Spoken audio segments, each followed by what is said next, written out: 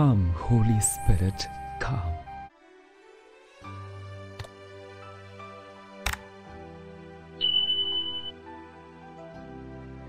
সকলকে জয় যিশু। আজ 20শে জুলাই। আজ খ্রিস্টমণ্ডলী কার্মেল সন্ন্যাস সংঘের পিতৃ প্রতিম প্রবক্তা এলিয়ের স্মরণ দিবস পালন করছে। এলিও ছিলেন প্রাক্তন সন্ধি পর্বের প্রথম প্রবক্তা।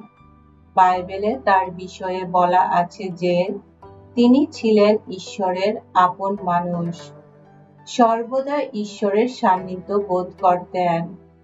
আর ঋষি ব্যানশিরা লিখেছেন তিনি ছিলেন জ্বলন্ত অগ্নির মতো একজন প্রবক্তা।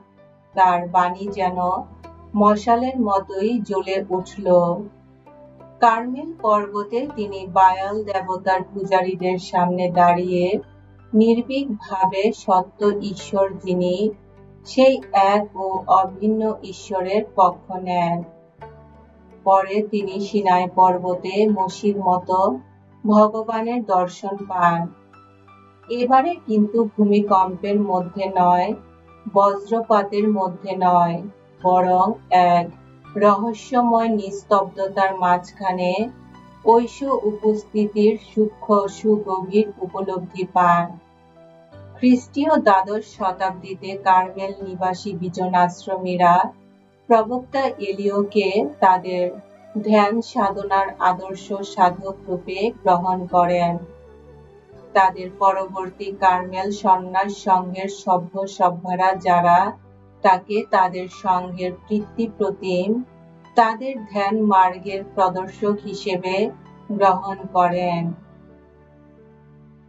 এসো আমরা প্রার্থনা করি। হে সর্বশক্তিমান সনাতন পরমেশ্বর, তুমি কার্মেল সংঘের পিতৃ প্রতিম প্রবক্তা এলিওকে এই বর দান করেছিলে তিনি যেন তোমার সান্নিধ্যে জীবন যাপন করতে পারেন। বিশ্বাসী অবিশ্বাসী ইসরায়েলীয়দের সামনে তোমার মহিমা প্রকাশ করার জন্য তার অন্তরে তুমি জ্বলন্ত আগ্রহ জাগিয়ে তুলেছিলে। তার কথা স্মরণ করে আমরা তোমাকে অনুনয় করি, আমরা যেন তোমার শ্রীমুখ দর্শন লাভের জন্য সদা আগ্রহী থাকি। সকল মানুষের প্রতি তোমার ভালোবাসার সার্থক সাক্ষী হয়ে উঠি। তোমার পুত্র আমাদের প্রভু যীশু খ্রিস্টের নামে এই প্রার্থনা করি। পবিত্র আত্মার সংযোগে তোমার সঙ্গে জীবনময় ও সর্বনিয়ন্তা ঈশ্বর রূপে তিনি যুগে যুগে বিরাজমান। আমেন।